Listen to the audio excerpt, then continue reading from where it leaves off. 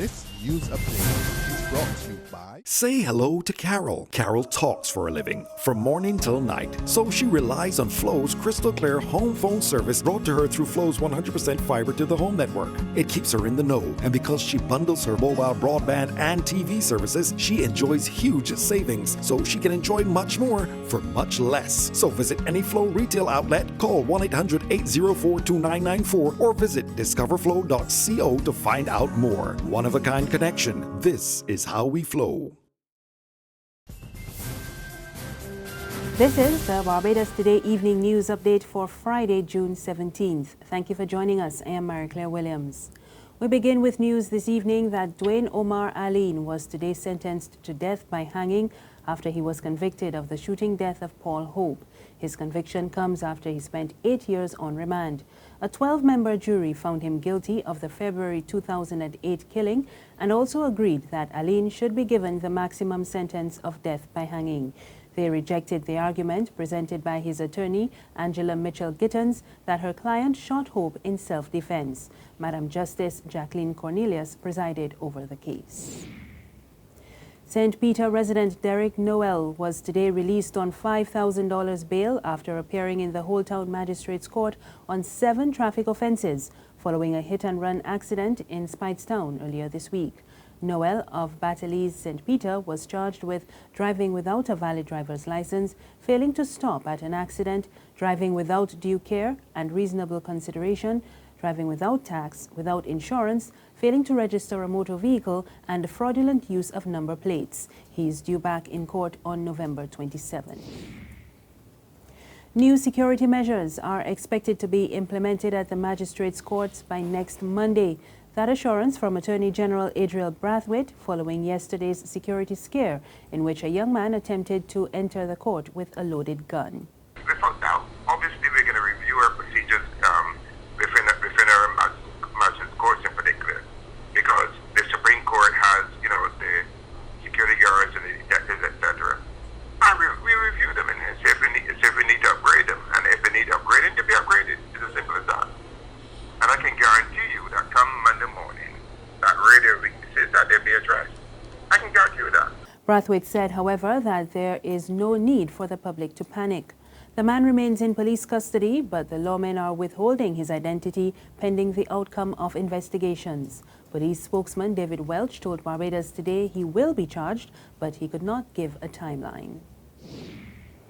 In sports, the IAAF has decided not to lift the ban on Russian athletes ahead of the 2016 Olympic Games in Rio.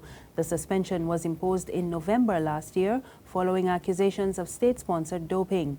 However, individual athletes can compete as neutrals if they prove they are clean.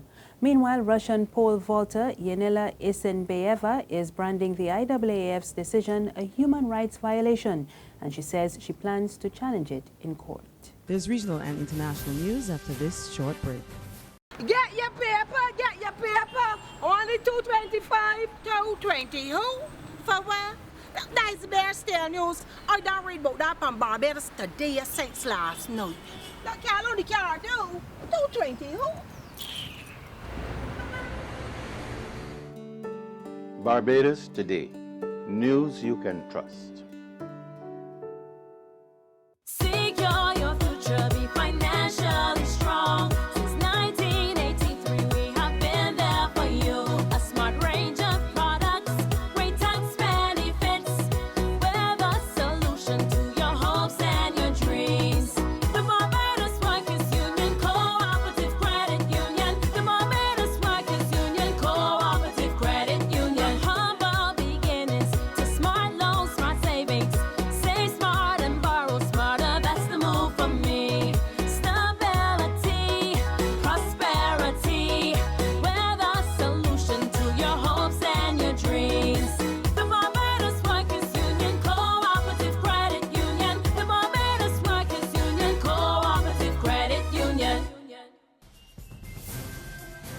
In news from the region, the Cheddi Jagan International Airport in Guyana says it is prepared to cancel its agreement with the Trinidad-based Caribbean Airlines unless the carrier resolves an issue involving passengers and their duty-free items. In an open letter to CAL, the airport gave the carrier 21 days to remedy the situation, warning that it will be at liberty to proceed to cancel the air carrier agreement under Article 9.3. Media reports in Georgetown say passengers and duty-free concessionaires have been complaining about their duty-free items being dumped in Trinidad, one spot in Guyana. It said in an effort to resolve the situation, the airport decided to have a sterile and secure area where passengers who would have purchased duty-free items be allowed to place those items on their checked bags under security from both the airport and the airline. But the airline is reported to have never implemented the new measure, even after meeting with all stakeholders and security personnel at the airport. Trinidad's finance minister is looking to American banks to finance part of Port of Spain's deficit spending. Combe Imbert says the move will benefit the economy and will also spill over into the next budget cycle. We get the details in this report from TV6 News. 7 billion TT dollars. That's the size of the projected deficit for fiscal 2016, according to Finance Minister Combe Imbert. To finance that gap between spending and revenue, government raised $3 billion by selling domestic bonds. The remaining $4 billion Minister Imbert plans to raise in foreign currency. We go overseas and do what is called a roadshow to raise $1 billion US to finance not just the remainder of 2016 fiscal year, but also this will take us forward into 2017. The trip, scheduled for July, will see Minister Imbert and his team pitch to international banks and financial institutions in Boston, Chicago, New York, and possibly Los Angeles. He'll be asking them to buy into an international bond.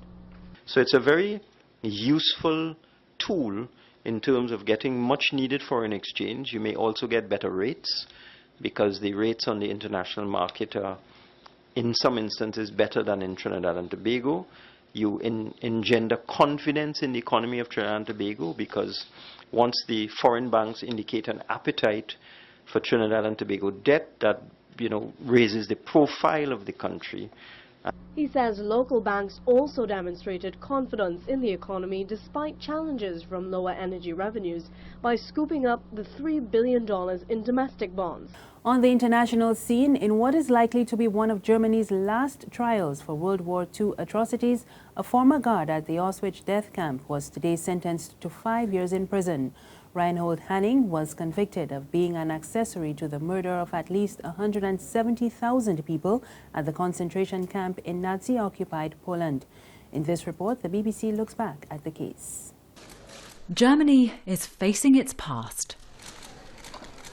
Reinhold Hanning ran a dairy shop until he retired, but before that, he was an SS guard at Auschwitz. There's no evidence he killed anyone, but the court ruled he was part of the Nazi machine, which did. Perhaps just 4 people here today truly understand the significance of the verdict. They endured, survived Auschwitz. Today they saw Mr. Hanning sentenced to 5 years in prison. And for Leon Schwarzbaum, it's enough. Can you forgive Mr. Hanning for his part in what happened? I can't forgive it. We are both 95 years old, and he should tell the truth of Auschwitz. This trial was about more than establishing one man's guilt. In the words of the judge, it was something we can do to give the victims of the Holocaust at least a semblance of justice. And it was an opportunity for this country to re-examine its darkest hour, perhaps for the last time. And that's the news this evening. Remember, there's more on our website, www.barbadostoday.bb. You can also subscribe to our e-paper, email updates, and like us on Facebook. We're on Izumi Media in bus terminals and Screenplay at supermarkets and gas stations near you. You can also tune in to Channel 99 on Flow TV or Mix 96.9 FM for more news and sports. I am Marie Claire Williams. Have a good evening.